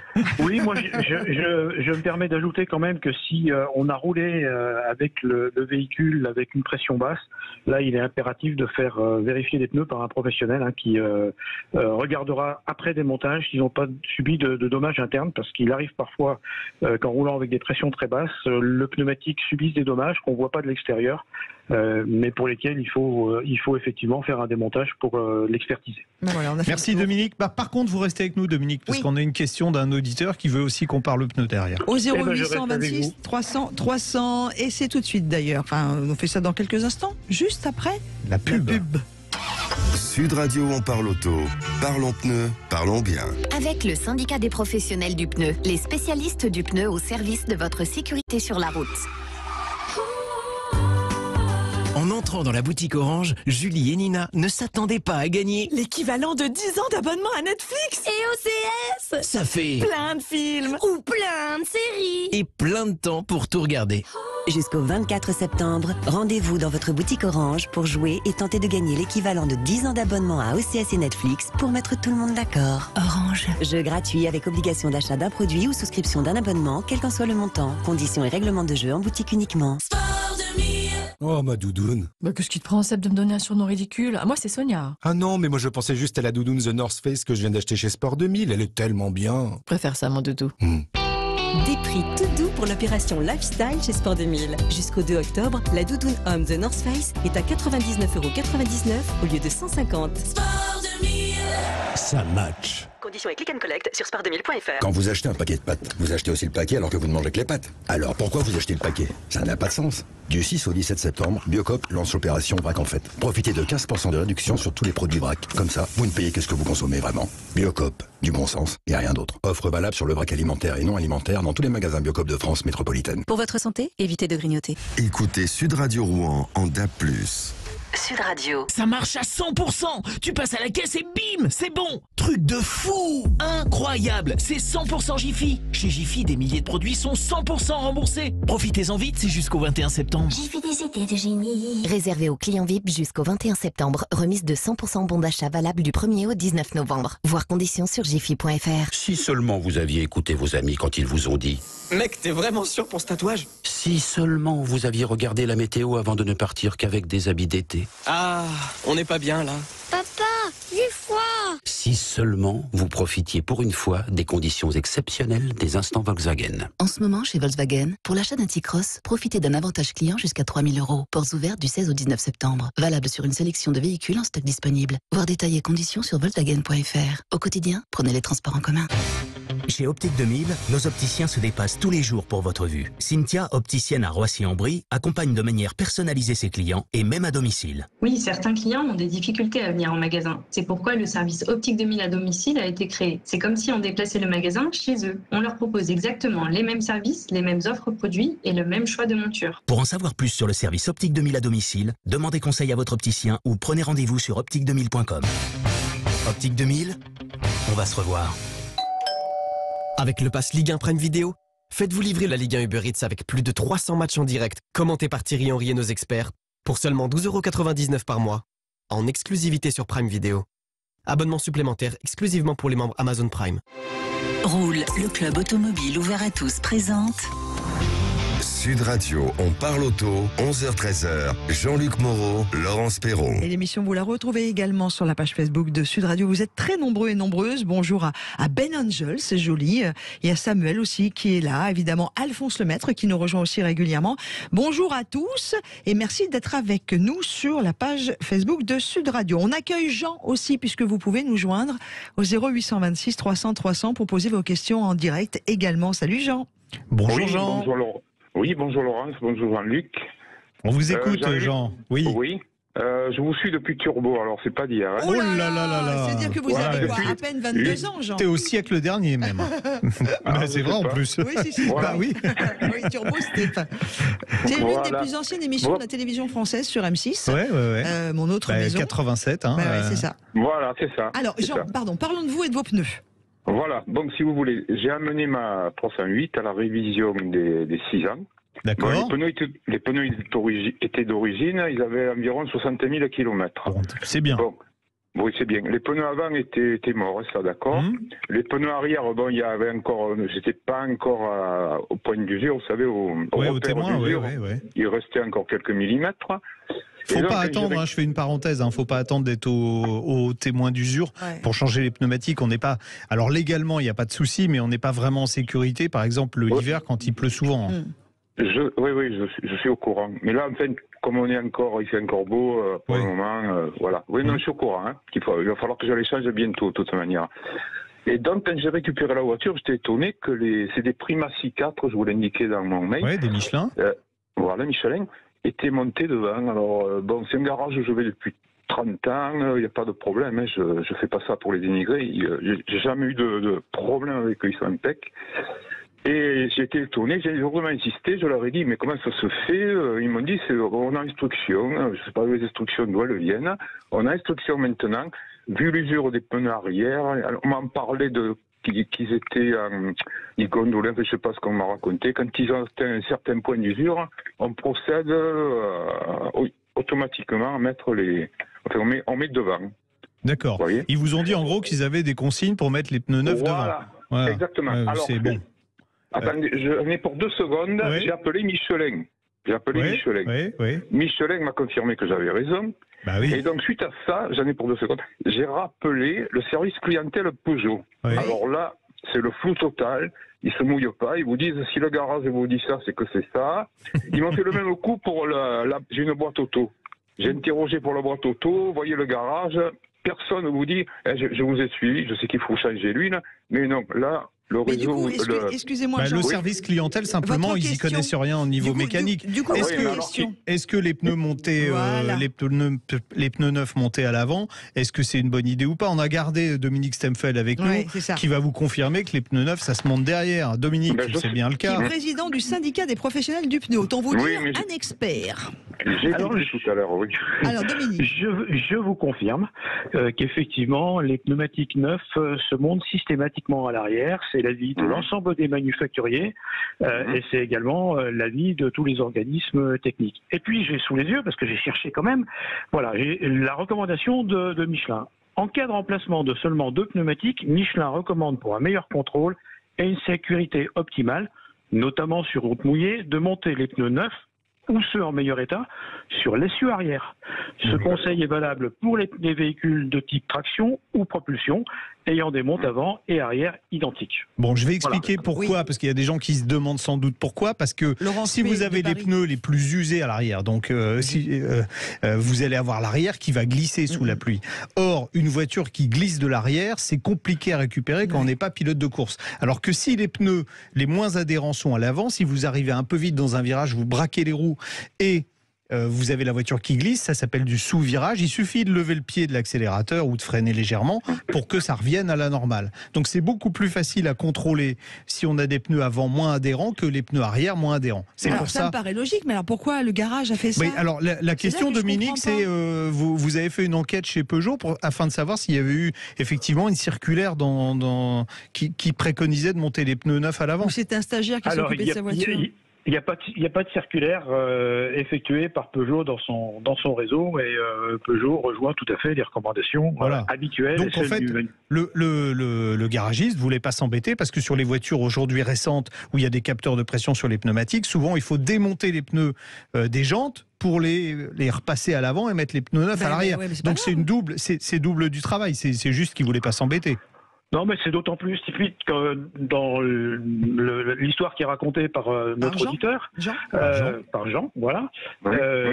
Si effectivement ces pneumatiques sont à changer à court terme, il fallait peut-être lui proposer de changer d'un seul coup les 4 pneus. Donc, a priori, son garagiste n'a pas poussé le professionnalisme jusqu'au bout, ce qu'il aurait dû faire. Mais du coup, est-ce qu'il est en mesure, pour les 40 dernières secondes qui nous restent, de retourner au garage, Jean, et de dire, écoutez, c'est comme ça qu'il faut les monter maintenant, ou carrément vous les mettez à l'arrière, voilà. Ou vous me changez les 2 autres pneus tout de suite. C'est peut-être ça qu'il faut faire, Jean. Bon. Oui, c'est ce que je vais faire. Et puis leur réclamer un geste commercial pour vous avoir baladé en vous racontant n'importe quoi. Oui, et sinon vous leur dites écoutez Sud Radio, on parle auto, parce qu'on... vous leur demandez d'écouter le podcast. Voilà, la seule radio qui parle auto et qui donne la part belle à l'auto encore aujourd'hui. Bon, on vous embrasse Jean, et puis bon pneu. Moi également, merci. Merci, bon courage et merci d'être un fidèle des fidèles. Vous habitez où vous Jean? Vous êtes où? Dans quel coin? Arles. Oh, j'adore. Ça s'entend. Profitez bien de cette merci belle Dominique Stemfeld également, président du syndicat des professionnels du pneu. Et on vous souhaite un bon Aujourd'hui, on vous a utilisé en long, en large, en travers. Il ne faut pas hésiter. Si ça peut permettre d'améliorer la sécurité sur la route. On est complètement d'accord. On est bien Merci Dominique, on vous embrasse fort fort. Ah, il est parti Dominique. Allez, je suis là. On vous embrasse et on vous souhaite un bon week-end de la part de toute l'équipe de On Parle Auto sur Sud Radio. Allez, juste après la pause. Ah ben non, tout de suite. Non, tout de suite, on parle de Classic Car. Exactement. CTEC, leader mondial de la charge batterie, présente Sud Radio, on parle auto, Classic Cars. Et ce sont les 39e éditions des Journées européennes du patrimoine. C'est ce week-end, aujourd'hui et demain. Eh bien, on va faire la part belle au patrimoine. Il y a une centaine de manifestations autour de la voiture ancienne qui sont organisées en France. C'est énorme. Ainsi, les équipes de l'aventure Citroën organisent des visites guidées du conservatoire le samedi 17, donc aujourd'hui. Et puis demain, une 4e bourse classique le dimanche 18. On a avec nous Xavier Crespin, qui est le directeur général de l'aventure Peugeot Citroën. Bonjour Xavier. Bonjour Xavier. Bonjour Jean-Luc, bonjour Laurence. Bon, journée du patrimoine. C'est vrai que l'automobile, on a tendance des fois à l'oublier, surtout les écolos, ça reste quand même du patrimoine. C'est du patrimoine. C'est du patrimoine. Absolument, et surtout du patrimoine français, si je peux me permettre. Bien sûr. Oui, on a inventé, on va faire un petit cocorico, on a quand même inventé l'automobile en France. C'est pas les Allemands, contrairement à ce qu'on essaye de nous raconter assez régulièrement, c'est bien les Français. Allez, un peu d'histoire, puisqu'on parle patrimoine. Ça a commencé quand, toute cette histoire? Si vraiment on veut remonter très très loin, on va dire que la première automobile, entre guillemets, c'est le Fardier de Cugnot. Donc là, on avait juste 100 ans d'avance sur les Allemands. Donc il y a même pas photo. Et puis après... on a une voiture qui s'appelait la Mancel, qui, à la fin du 19e siècle, a fait Paris-Vienne, Vienne-Paris, qui a été produite, je crois, c'était 20 exemplaires, qui peut être considérée comme qui était encore une voiture à vapeur, mais qui peut être considérée comme la première vraie automobile du monde. Donc on était vraiment des précurseurs en la matière, et vouloir oublier ou supprimer l'automobile en France, c'est vouloir supprimer une partie de notre passé. C'est ridicule. C'est comme si on disait, tiens, Notre-Dame a brûlé, on va faire un parking de supermarché à la place, parce que c'était un vieux truc, c'est une passoire thermique, donc faut la supprimer. C'est un peu pareil, voilà. Pour revenir à Xavier, Xavier, c'est quoi l'aventure Peugeot Citroën en EDS en quelques mots pour ceux qui nous écoutent sur Sud Radio? Alors, notre association, en fait, est une association loi 1901 qui est indépendante des marques Peugeot et Citroën, qui a été créée par la famille Peugeot en 1982 pour justement rassembler tous les éléments de l'histoire de cette épopée industrielle qui commence en 1810. On parle de choses qui sont quand même très lointaines, même si l'automobile chez Peugeot commence en 1889. Donc on est aussi dans cette aventure automobile précurseur, pionnière, et on a mission, nous, de collecter et de partager toute cette histoire et ces contenus qui sont multiformats. C'est une collection automobile, mais pas que. C'est aussi des archives, des photos, des vidéos. Oui, et puis on va être très terre à terre, des pièces aussi, parce que vous avez réuni de par le monde tous les vieux stocks de pièces détachées Peugeot, Citroën, et vous avez tout rassemblé, et aujourd'hui il y a un site internet qui permet de trouver des pièces anciennes d'origine. Voilà, donc le site de l'aventure, qui est l'aventure-association.com, aujourd'hui partage justement tout ça. Des pièces, on a 18 000 références aujourd'hui. On n'a pas tout. Soyons aussi très honnêtes, c'est un travail colossal qui a été entamé et qui est en cours. Aujourd'hui, on développe aussi des nouvelles pièces, c'est-à-dire qu'on refabrique des pièces pour pouvoir donner aux utilisateurs l'occasion de rouler, principalement des pièces, on va dire, de sécurité. On est un petit peu plus en retard en termes d'esthétique, mais en tout cas dans la partie sécurité. Et aujourd'hui, notre intention, c'est bien d'avoir une organisation qui soit développée autour de faire rouler le plus possible ces autos. Oui, vous restaurez aussi les voitures. Là, on va parler, parce qu'on peut aller visiter le conservatoire Citroën cet après-midi, c'est ça? Qui est où? Alors en fait, on est à Aulnay-sous-Bois, à un boulevard André Citroën, ça s'invente pas.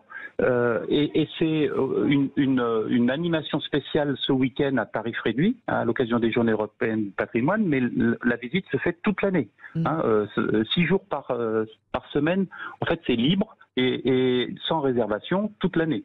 Avec derrière, vous le mentionniez sur l'atelier, on a, grâce à ces pièces de rechange, l'occasion du coup, depuis maintenant 2017, d'offrir l'expertise de nos mécaniciens pour les particuliers qui peuvent, aussi bien à Sochaux qu'à Aulnay-sous-Bois, venir nous proposer la restauration, la réparation, l'entretien de leur véhicule. Je voulais parler de Sochaux aussi parce qu'en fait, il n'y a pas que Aulnay. Non, il n'y a pour pas tous que nos Aulnay, amis il y a qui Sochaux. habitent dans le sud de la France, etc., Paris n'étant pas la France et Aulnay-sous-Bois, Île-de-France n'étant pas représentatif du besoin qu'on a si on est à Marseille, par exemple. Bon, et demain, il y a une bourse classique, alors pour le coup à Aulnay, là, et une bourse classique à Sochaux, d'accord. Oui, il y a bourse classique. En fait, on profite des Journées européennes du patrimoine pour faire un événement, nous, chaque année. Et du coup, sur nos établissements, Sochaux et Aulnay, on fait une bourse classique. On invite les marchands à venir, toutes marques confondues, en fait, venir Ah oui, c'est présenter. pas que Peugeot Citroën. Non, du coup, on ouvre à tous les passionnés, à tous les fans de voitures classiques. Et on a 25 marchands qui sont sur Aulnay ou sur Sochaux présents. D'accord. Vous me trouvez un parapluies Peugeot puis un parapluie Jaguar s'il vous plaît. Si on a demain. Pour son Noël. Il va faire beau demain. Il va faire beau demain. On redonne les rendez-vous exacts, si vous le voulez bien. Xavier Crépin, vous qui êtes directeur général de l'aventure Peugeot Citroën DS. Donc, alors, ceux qui veulent visiter cet après-midi, c'est ça? Alors, on peut visiter cet après-midi, mais malheureusement, je suis obligé de vous dire, les visites guidées sont complètes. Donc maintenant, vous pouvez venir en visiteur libre, et là, il y a de la place. On redonne l'adresse exacte. On est boulevard André Citroën à Aulnay-sous-Bois. Voilà. Les visites sont aussi demain, pendant la bourse classique, et là, ce ne sont que des visites libres. Et je vous le rappelle, tout au long de l'année, avec moins de tarifs réduits, du coup, à partir de lundi, on retrouve un tarif à 10 €. Super. Et là, ça coûte combien, là, aujourd'hui? Ça coûte 5 €. On est à moitié prix. Eh ben, merci beaucoup d'être intervenu dans Oui, mais on Parle aura l'occasion d'avoir Xavier assez régulièrement, Oui, je pense. C'est bien que les constructeurs français se préoccupent du patrimoine roulant. C'est-à-dire que pour continuer à le faire roulant, à le faire rouler. Ça, je suis d'accord. Et d'ailleurs, puisqu'on fait Journée du patrimoine, je vais rebondir sur une réflexion de Stéphane, le 3e co-animateur de On Parle Auto sur Sud Radio, la page Facebook, qui dit que les Français ont inventé la moto aussi. Et on n'oublie pas que ce week-end, ce sont les 100 ans du bol d'or. Ça a commencé le 16 et c'est jusqu'au 18 septembre 2022 pour les amoureux de la moto. Ouais, et puis c'est la 50e édition du Circuit des Remparts, on en parle après la pub. Oui, à Angoulême. On part du côté des Cagouilles, des Charentais, je veux dire, et du Pinot aussi, et puis pas que. Allez, à tout de suite. Sud Radio, on parle auto, Classic Cars. Avec CETEC, leader mondial de la charge batterie. Ok chérie, alors l'avantage avec l'Opel Corsa, c'est le design affirmé. Pareil pour la Corsa électrique. Il y a aussi le confort premium. Pareil pour l'électrique. Le plaisir de conduire. Pareil. Et le prix, 139 € par mois. Encore pareil. On va jamais réussir à choisir. En septembre, pendant les portes ouvertes Opel, profitez des offres sans pareil, électrique ou essence. Opel Corsa ou Corsa e-Edition à partir de 139 € par mois. LLD 36 ou 48 mois avec apport de 3600 ou 2300 € selon version. Valable jusqu'au 30 septembre sous condition de reprise. Détails sur opel.fr. Au quotidien, prenez les transports en commun. Le Festival du Verbe au féminin, samedi 17 et dimanche 18 septembre avec Sud Radio. Amis du Verbe, de la chanson et de la poésie. Entre amis, en famille, venez chanter, jouer des mots dans un concours de poèmes courts et profiter d'un joyau de la nature du Comminges. Avec cette année, Diane Tell, Nina Guern des Cats on Trees, Yolande Moreau, Hervé Subiette chante Anne Sylvestre et bien d'autres invités. Le Festival du Verbe au féminin, les 17 et 18 septembre, à Martres-Tolosane, entre la gare et la Garonne, au camping du Moulin, à une demi-heure de Toulouse. Un événement gratuit avec Sud Radio. Info, lesamidusverbe.org. Mais où peut-on trouver du raisin noir muscat Origine France à prix coûtant à 2,79 € le kilo? Bah ici, dans ma salade de fruits, raisins, abricots, figues. Ah non, c'est plutôt une salade de figues, abricots, raisins. Quand la vie coûte plus cher, vous pouvez compter sur nos actions urgence pouvoir d'achat. Retrouvez dans vos magasins U 4 fruits et légumes à prix coûtant chaque semaine. Du 15 au 17 septembre, le raisin noir muscat Origine France est à 2,79 € le kilo. 2,79 €. U. Commerçant, autrement. Catégorie 1, voire modalité, magasin participant sur magasin-u.com. C'est le mois du pouvoir d'achat chez Château d'Axe. Notre priorité, c'est avant tout votre plaisir. Les semaines spéciales pouvoir d'achat signées Château d'Axe. C'est le lancement de la nouvelle collection à des prix promotionnels. Château d'Axe, fabricant de salons depuis 1948. Du 25 août au 2 octobre 2022. Heineken 00, c'est la bière sans alcool à déguster où vous voulez, quand vous voulez. Vérifions si c'est vrai dans l'espace. Allô Houston? Oui, c'est ok. Et pendant votre cours de méditation? Oui. Heineken 00, c'est tout le goût d'une bière Heineken, mais sans alcool. Pour votre santé, attention à l'abus d'alcool. Toyota. Papa, Marie roule 7 heures pour rejoindre Paul, à 600 km. De quelle quantité d'énergie aura-t-elle besoin? Facile, la solution c'est l'hybride Toyota. Quoi? Faites des économies d'énergie en roulant jusqu'à 55% de votre temps de trajet en électrique. Yaris hybride à partir de 189 € par mois, entretien inclus. Passez à l'hybride Toyota, portes ouvertes ce week-end. Économie carburant par rapport à véhicule thermique équivalent. Temps de trajet Drive Eco, août 2022. Yaris hybride dynamique LLD 37 mois, 30 000 km. Premier loyer 4 850 € réservé aux particuliers jusqu'au 30 septembre. Détails sur toyota.fr. Au quotidien, prenez les transports en commun. Roule, le club automobile ouvert à tous présente. Sud Radio, on parle auto, 11h-13h. Jean-Luc Moreau, Laurence Perron. Et merci de nous rejoindre à l'écoute de Sud Radio. Je vous propose de monter à la derrière de ma voiture. On va prendre le volant direction Angoulême, qui est une ville que j'aime beaucoup, département de la Charente.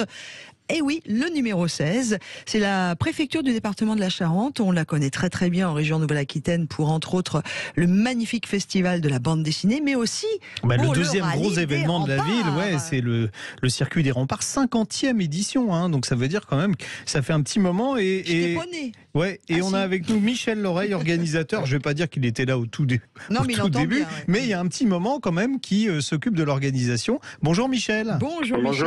Comment va la cagouille? Vous êtes une vraie cagouille ou pas? Ça va bien, ça va bien. Comme d'ailleurs vous entendez du bruit parce que il y a beaucoup de monde. Il y a beaucoup de monde et on a la chance d'avoir le soleil. Ah, vous avez le soleil. Oui. Et puis il faut quand même savoir, on a beau tout faire, les gens et les Français adorent l'automobile, donc. Et tant mieux.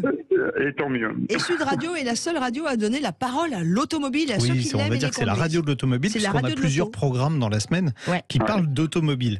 Alors, Michel, il y a les festivités, c'est 3 jours hein, quand même. Hein. C'est ça? 3 jours. Ouais. Ça a commencé hier?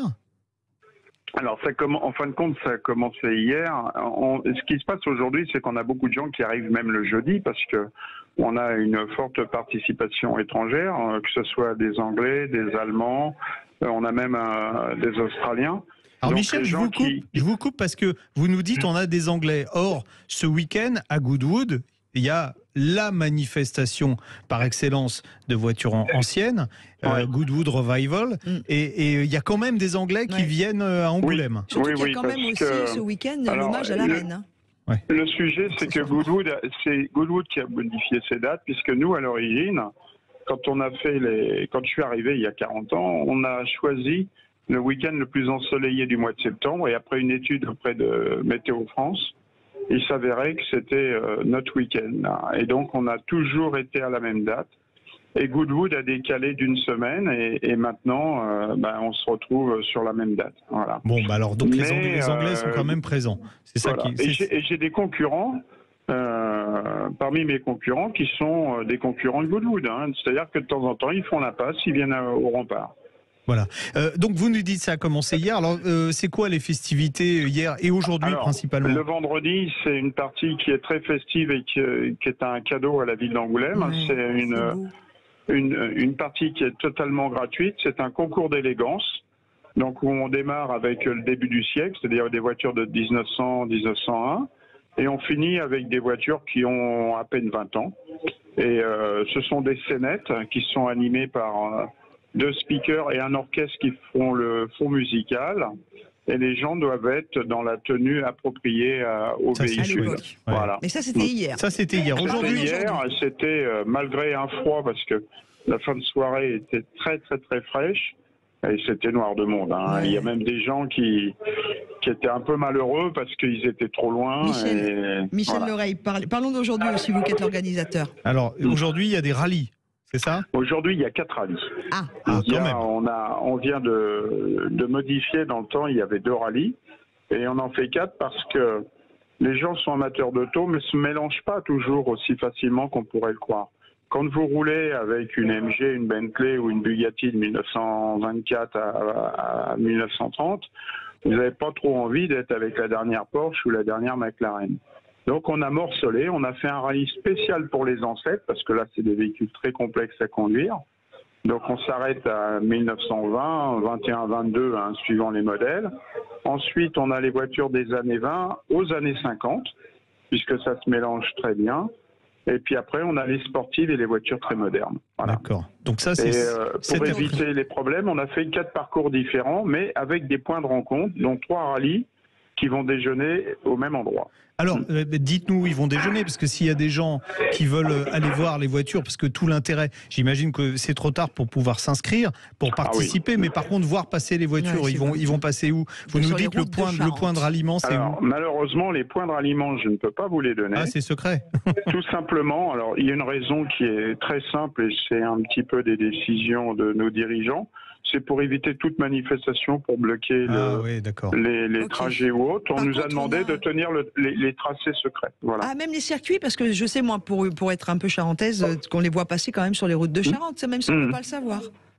Alors, normalement, et malheureusement, depuis 5 heures ce matin, j'ai pas eu trop le temps de lire la Charente Libre, mais je crois qu'ils ont donné justement des points de rencontre pour que les gens puissent être à certaines intersections, oui, absolument. Okay. Bon, alors là où on est sûr de voir passer les voitures, c'est demain sur le circuit des Remparts. Là, c'est sûr. Si on ne les voit pas passer, c'est qu'on s'est trompé de ville. Ou qu'on ne s'est pas réveillé, parce qu'on a fait la fête. Voilà, c'est ça aussi. Alors c'est quoi? Journée, circuit toute la journée? Toute la journée, hein, le circuit des Remparts, depuis la création de sa commémoration, c'est-à-dire 78 et 83, l'année où on a des vraies courses.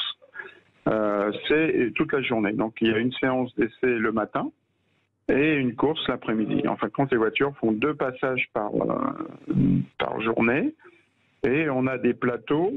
On fête toujours une marque. Donc cette année, c'est le centenaire de la marque Austin.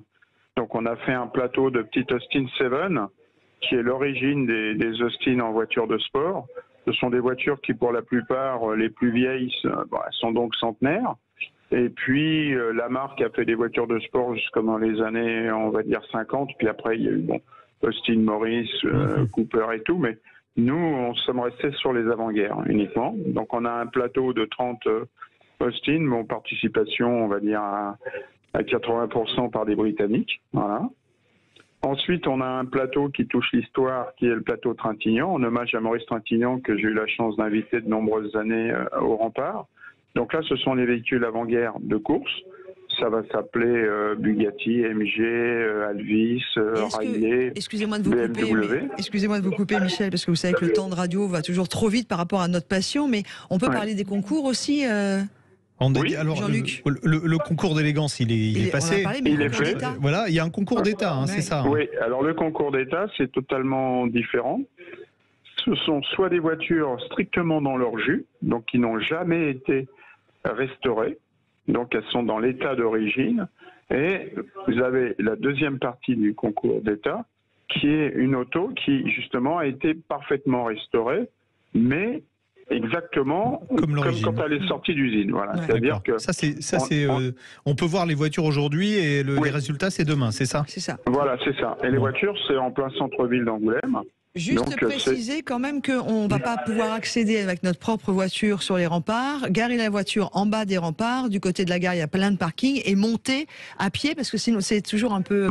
Monter à pied ou avec des navettes que l'on a mis en place. Et ça coûte combien, Michel? Pour être spectateur, oui. C'est 30 €, le billet d'entrée dans le paddock. Voilà, D'accord. mais c'est un gros vous pas pourrez d'or, voir c'est aussi, beau. il y a Harry Vatanen qui est là, il y a des groupes B qui vont rouler, et ça on les voit pas rouler souvent, c'est très spectaculaire. Bon, c'est merci super. Michel, et puis on vous souhaite 2 bonnes journées, on aimerait bien être là. Alors je me demande si l'année prochaine vous nous aurez comme si parasite. vous nous invitez, vous nous moi je vais bien jouer les parasites, si vous nous invitez Michel, on sera là. On dirait que ce serait cool. Il n'y a pas de problème. Joli, merci Michel. Joli programme. On vous embrasse très très fort. Merci à Michel. On parlait donc de ce fameux circuit des remparts et vous avez toutes les informations aussi sur le site internet du circuit des remparts. Allez, Sud Radio, on parle auto, on continue de parler auto avec vous dans quelques instants. Quelle auto choisir puisque vous savez que c'est un des rendez-vous que vous aimez bien.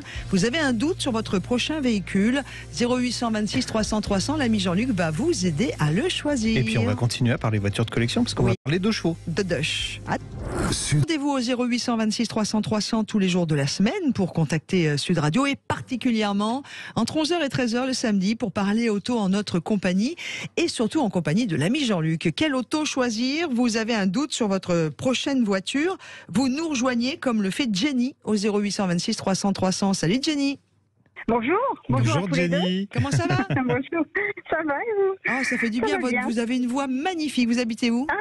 Merci. Dans le Haut-Var. Très bien. Il fait beau dans le Haut-Var. Bon, alors oui, vous voulez vous faire plaisir et investir en même temps et acheter une 2 chevaux. Ah oui. C'est voilà. ça. Alors, bon, on a c'était déjà ma une première 4L. voiture et c'était la première voiture de Laurence aussi. Ouais, moi elle avait des ailes noires, ma Dodoche. Et du coup, on hésite laquelle choisir. Voiture de collection, mais pour balader. Et laquelle serait la meilleure à type d'investissement? Bon, vous savez quoi? Voilà. Alors moi, j'aurais pu. Je suis un passionné de chevaux aussi. Je pourrais vous répondre. D'ailleurs, tiens, j'ai un bouquin là sous le nez. Ça s'appelle 2 chevaux de collection. Il y a absolument tout dedans. Je sais pas si on le trouve encore. C'était EPA. Ouais, c'est un bouquin de 2009, mais tout est encore bon. À part les tarifs, hein. Parce qu'à l'époque, par exemple, si je vous dis qu'une 2 chevaux Charleston, ça coûtait, c'était estimé. C'est pas mes préférés celle-là. Non, mais c'était estimé aux alentours de 5 000 €. Donc moi, ce tarif-là, aujourd'hui, j'en prends 2. Oui, mais c'est bon. pour ça qu'on parle d'investissement. C'est pour Exactement. ça que Alors, Jenny, on a, je me suis dit, tiens, pour répondre à votre question, Jenny, on va prendre le spécialiste des spécialistes. Oui. Hein, le monsieur, il mange, il boit, il dort 2 chevaux. Je me demande s'il n'habite pas dans une 2 chevaux, d'ailleurs. On a Denis Huil avec nous du Conservatoire Citroën. Bonjour, Denis. Bonjour Jean-Luc, bonjour Laurence. Bonjour Denis. Bon, donc vous avez bu un café dans un mug de chevaux ce matin et... je suis au conservatoire ce matin, il n'y a pas de souci. Il est où ce conservatoire d'ailleurs? Tout à l'heure on en a parlé à Aulnay. Ah, Aulnay, c'est le même, pardon. Voilà, exactement. C'est Journée européenne du patrimoine. Voilà. Nous y sommes. Alors, bon, Jenny veut se payer une 2 chevaux pour rouler avec idée. Et puis un petit investissement. Jenny, vous avez vu plusieurs modèles, je crois.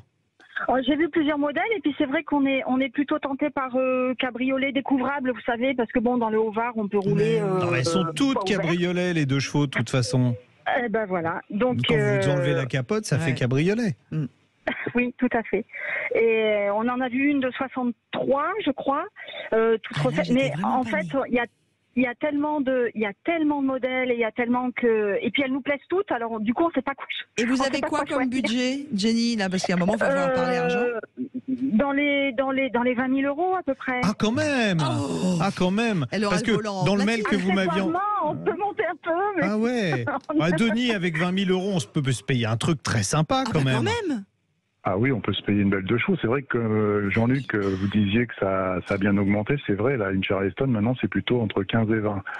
Une très très belle. Donc, c'est effectivement, moi, ce que je conseille, c'est plutôt une 2 chevaux des années 70-80, une 2 chevaux 6, parce que c'est le moteur le plus puissant, ça permet de rouler. En dessous, moi-même, j'ai une 2 chevaux 4 spéciale, c'est le petit moteur, c'est un petit peu plus light, mais autant 2 chevaux 6, on peut rouler bien, on roule à 90 sans problème.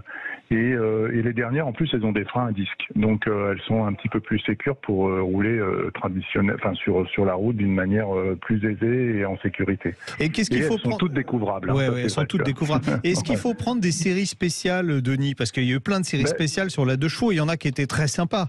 Esthétiquement. La France 3, elle est sympa. La France 3, elle est super belle. C'est une très bonne idée. C'est un peu plus dur à trouver parce qu'il y en a eu 2 fois 2000, en avril 83, avril 84. Donc il y en a eu 4000 vrais.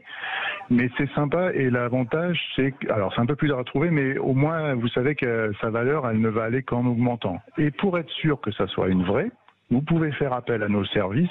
On s'est certifié, attesté et on vend pour 20 € une vérification avant achat de l'authenticité du véhicule. D'accord, donc on vous donne le numéro de châssis de la voiture et vous nous dites si oui ou non c'est une vraie France 3, parce que France 3 rien à voir avec la chaîne de télévision, c'était un bateau à l'époque qui concourait à la Coupe de l'Amérique.